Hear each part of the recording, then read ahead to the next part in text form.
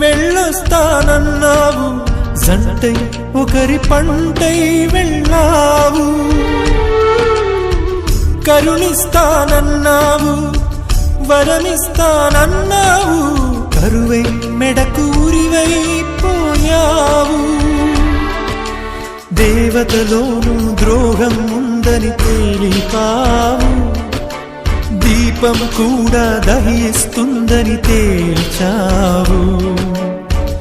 ఎవరిని నమ్మాలి నన్ను తప్ప, ఎవరిని నిందించాలి నిన్ను తప్ప.